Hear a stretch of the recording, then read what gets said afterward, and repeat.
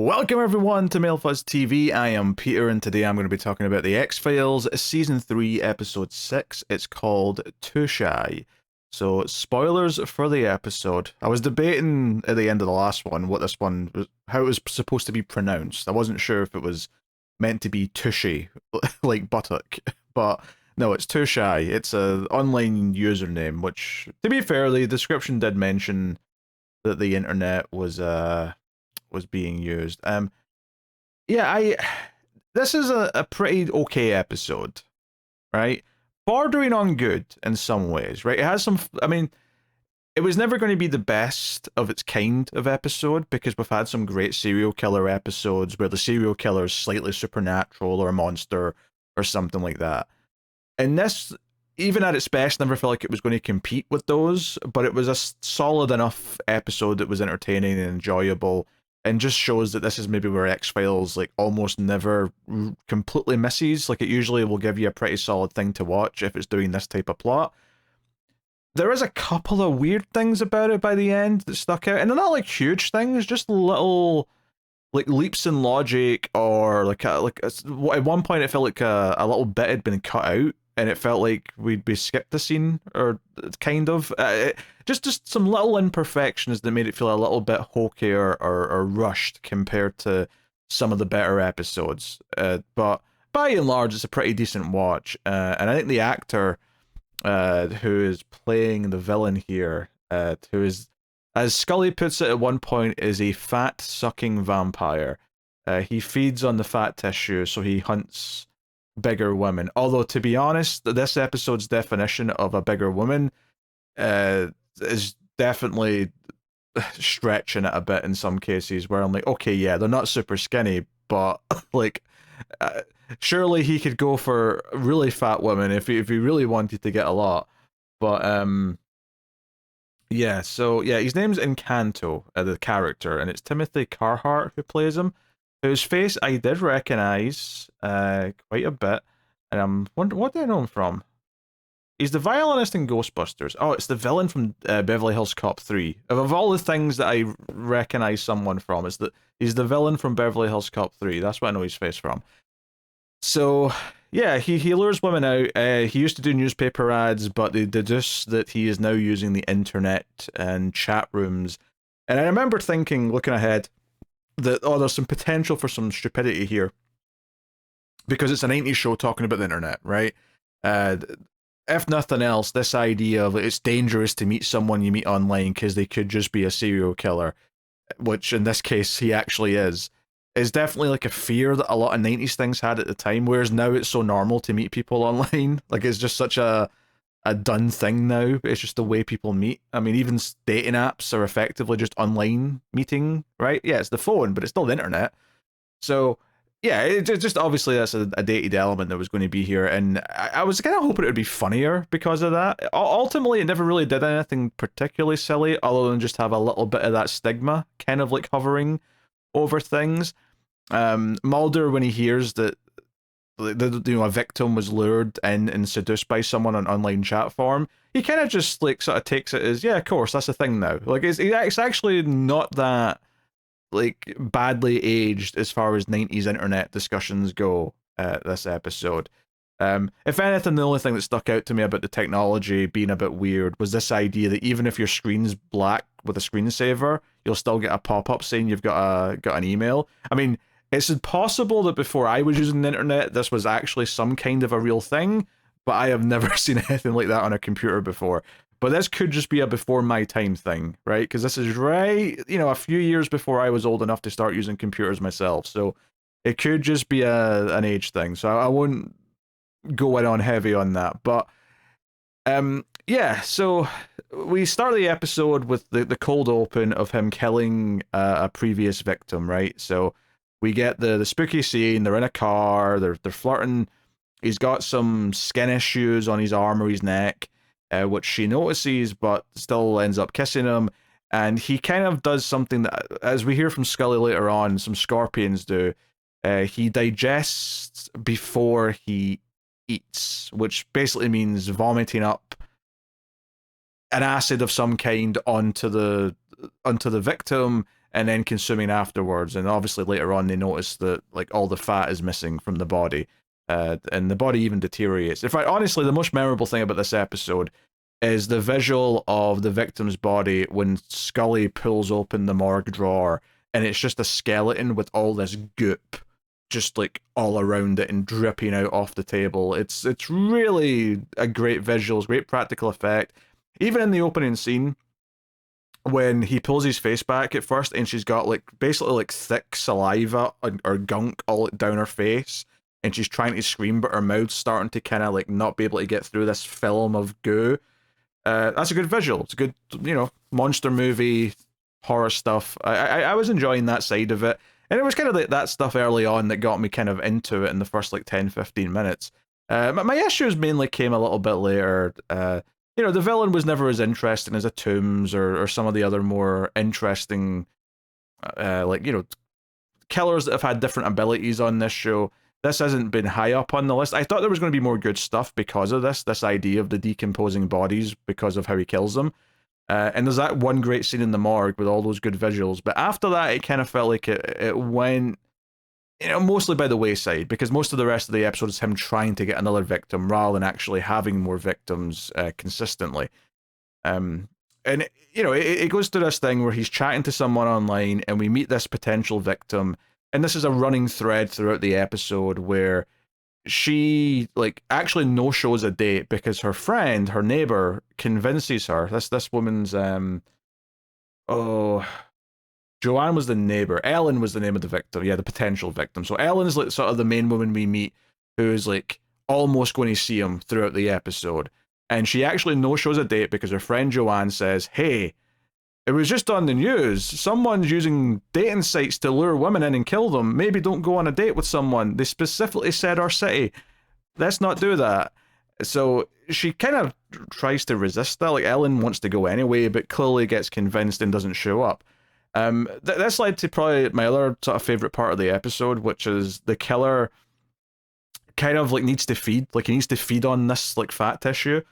So he, like, now this date's no showed. He thought he was going to get to do that tonight. He ends up going to where all the street hookers hang out and looks for a bigger one, right? He sort of like goes down the street, he finds one who's a bit bigger, and goes off to an alley with her. And like I kind of like the build up to this. The actual ending of it wasn't as exciting as I thought it was going to be, because I thought we were going to get another big kill. And instead, it was mostly just her saying, no kissing, anything else is fine, but no kissing. But that's what he does. He kisses to start his murder process. So he kind of forces it on, and she rips off a bit of his skin when she's fighting back. But he ends up fleeing before he can finish consuming.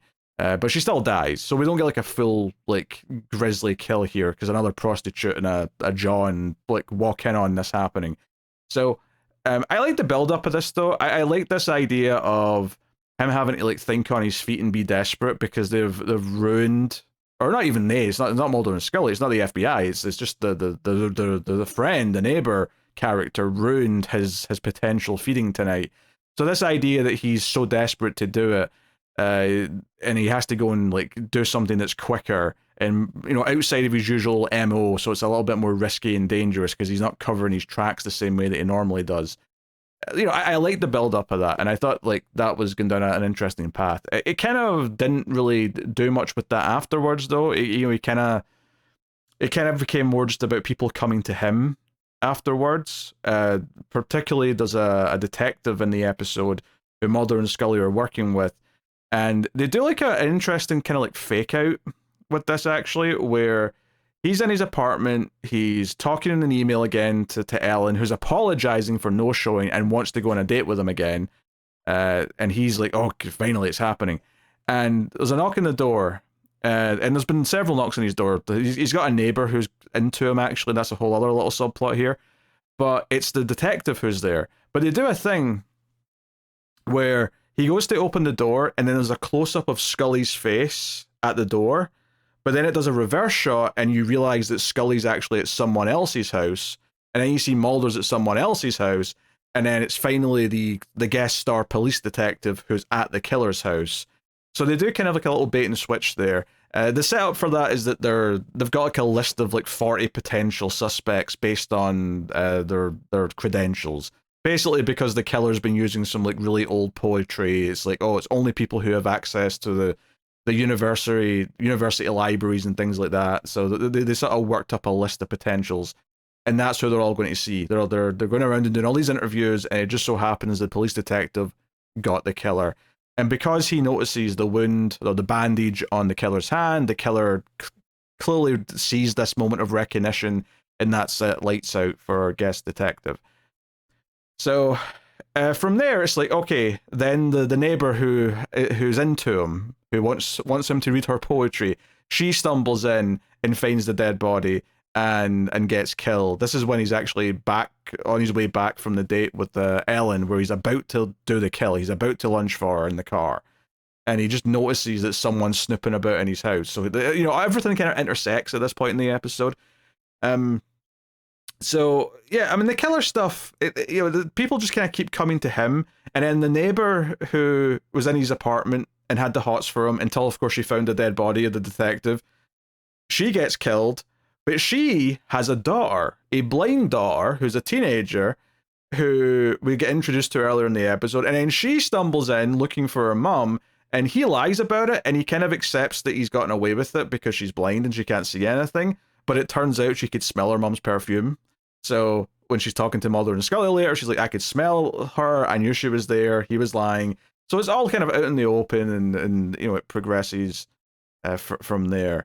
And then the killer ends up going to Ellen's place, and in a very comical way, like they're actually like phoning. Because they've got his apartment and they've got his computer, they've found like a list of all the women he's been talking to, and they're phoning all of them to warn them and say, hey, this guy's dangerous, blah blah blah.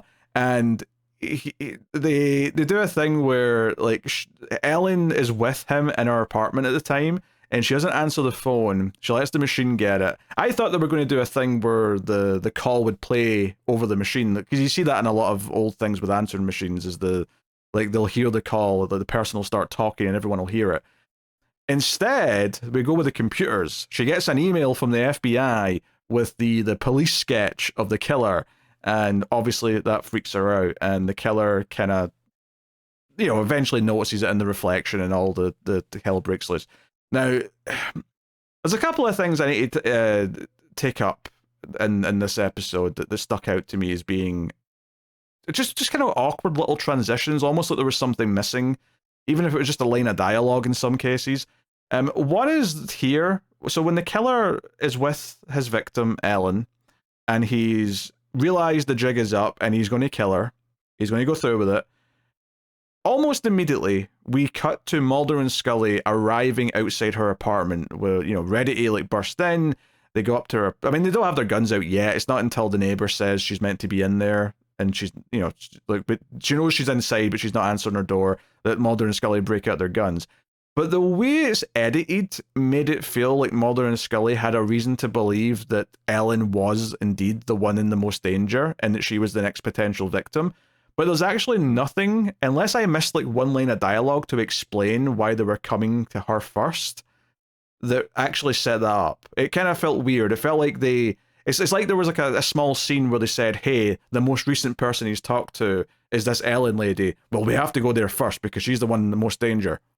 The way they sort of like speed into the scene and get out and go up to her door felt like there was a sense of urgency. And there would be some sense of urgency, but it felt like very specific, like she's the one who's probably in the most danger. But there wasn't really, at least as far as I noticed, much of a reason why they should specifically want to go to her rather than any of the other potential victims that they've got on their list. Other than maybe the fact, I mean, it could be as simple as, oh, they phoned all the women, 5 didn't answer their phones, she's the first one on the list, let's go. That's all it would have taken. That one line of dialogue, like, hey, who's the first on the list? It's this Ellen woman, right? Let's go to her. But it felt like they came with a drive that was motivated specifically, and it felt a bit weird in the cuts to me. And then the other thing that was a little bit earlier in the episode, it's when Mulder's investigating the first victim, and he's talking to her like friend / roommate, and the woman's saying, oh yeah, this guy was sending poetry, it was so good, he had me fooled, I never considered that he was dangerous. and she starts talking about the online chat and stuff like that, and says, yeah, they met on a chat room where they're going to talk about stuff they're interested in, blah blah blah blah. And she goes to get Mulder like some printouts of some of the things that he'd sent, and he says, hey, can I use your phone? And this has been intercutting with Scully like finding the skeleton with all the goop in the morgue. And the way this is cut together, he phones Scully. He rings the phone, Scully picks up, and they start talking. And during the conversation, Mulder says, I already spoke to the people at the who run the chat room or something. They they don't have a record of so and so. I can't remember what he said about it, but he basically said that in response to something that Scully said in the conversation, that he'd already checked something. He'd already phoned the people who run the chat hotline, or the chat hotline, the chat room, the internet chat room. Why can't I speak tonight? But the way it was edited, he stood up after finding out, he just found out from talking to this woman's friend, the victim's friend, that that's how she met this killer. It was an internet chat room. He goes over to the phone, he dials it, and then a phone call's conversation scene starts with Scully. I guess the implication is that he phoned the chat room company first or something, or the internet company, whatever he was he phoned.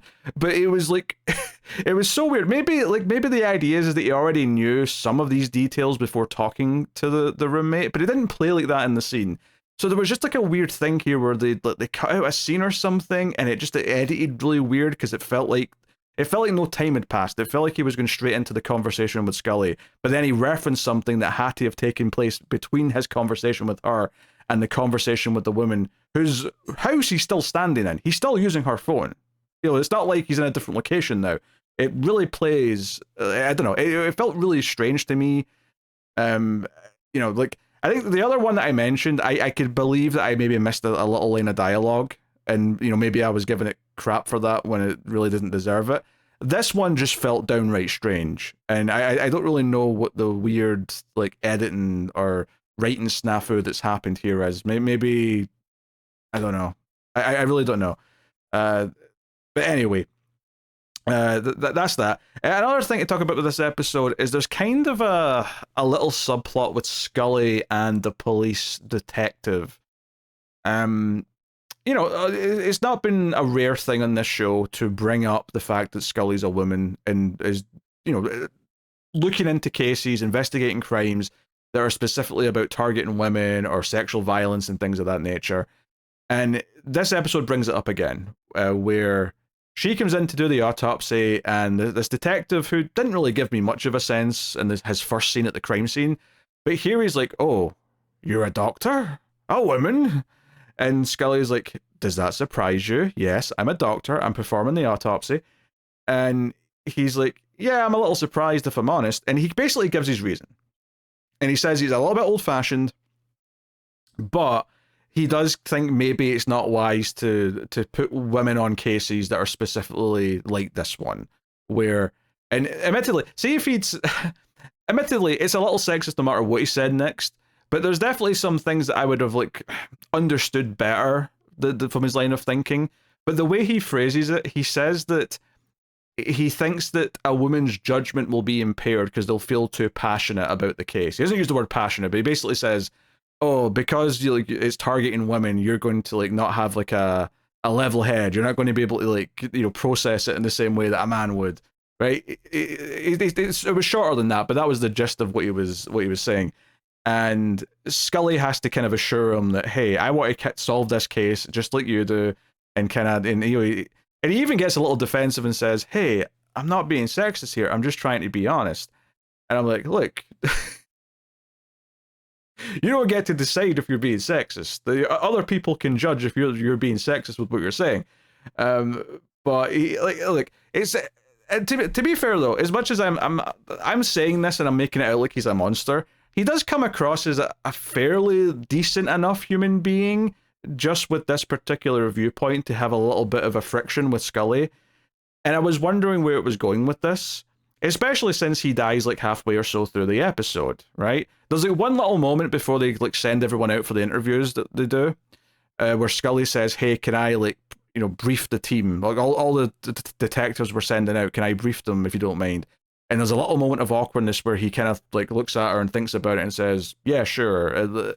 It's just a little bit where maybe he's either considering saying no, or she thinks he might have a problem with her, giving the briefing to all of these men or whatever. And it's just like a little moment, and then he dies, right? So the detective is gone. And the payoff to this, because I was wondering at this point, okay, what are we doing with that? You set this up that there was this little, that just you were putting a lens on this idea of Scully being a woman investigating this crime. And Scully is relatively not that close to the I mean, she's close to the investigation, but like this isn't. There's been other cases that have been more personal, where they're more in personal danger throughout the episode, or they get more passionate about it, or Scully is determined to like try and save the people involved. I never felt like it reached any of those heights. It felt very by the numbers in terms of Mulder and Scully's passion levels, if you will. And the payoff to it pretty much is that when they get to the apartment, Ellen's apartment, and they expect to find him there, and they don't find him at first, but she's lying. She's got some of this gunk on her face, but she's still alive, right? Ellen's not dead, right? They interrupted it seemingly early enough that she's fine. Even though the prostitute from earlier was killed very, very, very quickly, but whatever, inconsistencies. Mulder goes chasing the bad guy because they think they see him running down the street. And he ends up just finding a kid spray painting something. It's not there. Turns out the killer's actually hiding in the bathroom. So we get a showdown with the killer and Scully. Now, I do actually like part of this scene because Scully straight up has a little like fight scene here where she's like blocking hits and like kicks him right in the leg, and it's actually a pretty decent couple of little moves. Like, it's not something that belongs in an action movie per se, but by X-Files standards, it was actually kind of a bit more physical than I was expecting. It felt like she was putting up a good fight. And then of course he like tries to pin her down and tries to do his regurgitation acid thing on her, and she's like fighting for the little scissors that she had in the bathroom to try and stab him and whatever. And eventually it's Ellen that kind of has picked up her gun and shoots this guy, shoots the killer to save Scully. And the end of the episode cuts ahead to where he's still alive, but he's in custody, and his entire face is now covered in this weird eczema style stuff. So I think that was kind of the payoff to like bringing up those themes, was that Scully will once again be put in danger with the killer and gets to try and fight him off, and does a reasonable enough job at it, to be fair. And there's some fun stuff in that sequence of her fighting back. But it does feel a little bit hodgepodge to me. It feels like you raised a very interesting and not just like, cartoony version of a character, maybe feeling a little uncomfortable with having Scully as a woman investigating this type of case, right? Regardless of like feeling that is old-fashioned and sexist and whatever, you present as someone who's not just like a complete sexist monster who's just saying, women this and women that every 2 seconds, but it does have these feelings and it causes a bit of conflict. My assumption would be that by the end of the episode, Scully is going to prove herself to him, earn his respect, and he's going to see the error of his ways, and there'll be a bit of growth there or something, or maybe something a bit more nuanced, whatever it is. Instead, he's killed halfway through the episode, and then the payoff to it just seems to be, see, he was kind of right, Scully's potentially a victim because she's a woman. And anyway, just that feels a little bit strange to me. It feels like it's set up for a better plot, and then just kind of just wanted you to think about it so that like Scully was in danger later on. And that's pretty much it. And even that moment with the fake out, like I said, where Scully like chaps on the door and we think she's at the killer's place, but it turns out she's at some other suspect's house, and it's the detective that's at his house. Even that's kind of like playing on that a little bit, is like, oh, because that's a very, like, I think I joked and compared this to Silence of the Lambs when I looked ahead last time, because he was hunting fatter women. That was what Buffalo Bill did in that. But also, that's a Silence of the Lambs moment. That's literally what happens in that movie, is Khalees Starling just goes to check on this house because she has a lead, and it's Buffalo Bill's house. And we get that moment where you don't realize that that's whose door she's chapping on, or that's who is going to be there when he answers, and it's just her. And they effectively did that moment with Scully in this episode. And to be fair, like when this episode came out, Silence of the Lambs was only a few years old, right? Like it's less than 5 years old at this point. So it's fresh in the mind. So I don't think that's an accident. I think, like, the killer hunting slightly bigger women, I could take or leave that as being a direct, like, intentional kind of like thing they've taken from Silence of the Lambs. I think that specific moment feels like it's no, you were definitely thinking of Silence of the Lambs when you did that. It's too specific of a fake out to not be thinking of that. Especially since, you know, we have one of our two lead characters as a young woman in the FBI, so it's easy to start making, you know, homages to that, or taking ideas from it. And not that they shouldn't by any means. There's a lot of worthwhile ideas to take from Silence of the Lambs. I'm not even complaining here necessarily, but just that it left me feeling a bit unfulfilled by the end, because that's really all the payoff was to even bringing that subject up, was just Scully's in danger again. And so, you know, that's why I say, when I say there's like some weirder things towards the end of this episode that left me feeling a little bit less fulfilled than just the fun romp that I thought it was for most of the episode. The other scene that made me feel kind of like that was the very final scene where they've got him locked up. They ask him to confirm that this list of women that have all went missing are his victims, or indeed they're just dead. And he's like, they're all mine, all of them. And there's like a little one-on-one with Scully right at the end of the scene where, I mean, there's not really a whole much to it. You know, he just kind of tries to justify it and says, oh, you know, they wanted something and I gave it to them, and in return they gave me something I needed. I just needed to feed, right? My weakness is no worse than their weakness, and he just kind of tries to justify it, like any kind of killer or you know, someone who victimizes women just tries to justify it with whatever bullshit. And Scully, no, not in these words, but basically says, F you, you're going to the chair, and demands to leave. And there's this like really kind of over the top cheesy like quick pan to his face, so we get this final shot of his like eyes like staring right at the viewer, and it's a little bit over the top. It's a bit cheesy, and I think because it kind of lost me a little bit in the last 5 minutes. That final little, like, we're going to do a creepy little final shot, just kind of rubbed me the wrong way, and I was just more annoyed at it than I was, like, having fun with it at that point. But that's kind of like the roller coaster of, like, oh, you've, at a certain point, you've put me in a certain mood, so that final bit plays a lot differently versus if I'd loved the rest of the episode.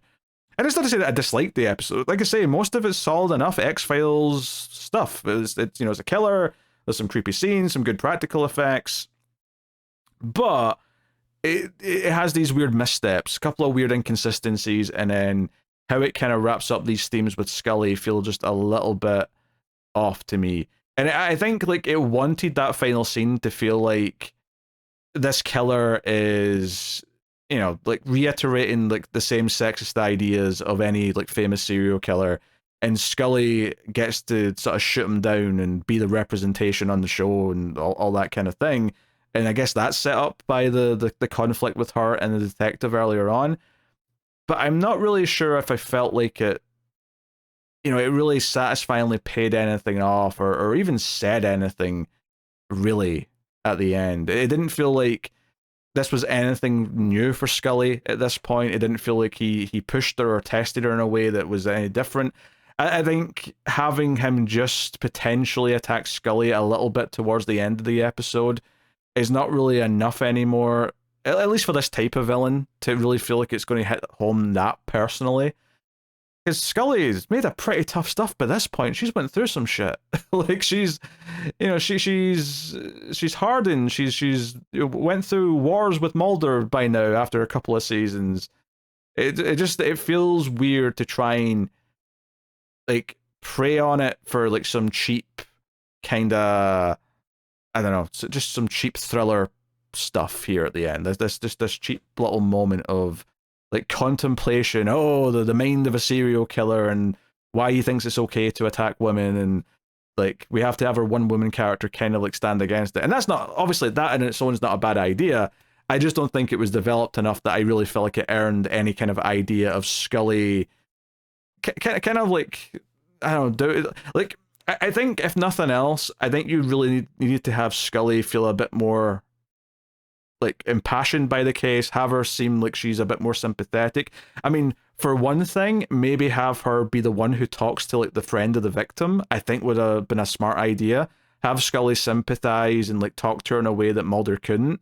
In hindsight, I feel like she would have been a better choice for that scene. I get why she wasn't, because she was doing the other thing, but maybe having her like kind of empathize and show her start to care about the victims, or just to have her debate with Mulder at some point. Have Mulder make an assumption that's a little, if not sexist, but at least, have him think about something in a way that kind of like doesn't think about the victims, and have Scully kind of step in and say, no, let's not forget who actually died here. Let's not forget the people who we're trying to protect, and have her be more the voice of the people, or in this case, the voice of the women. Like there's ways they could have done it where her having this kind of like little verbal standoff at the very end of the episode would have felt like a payoff to all those things.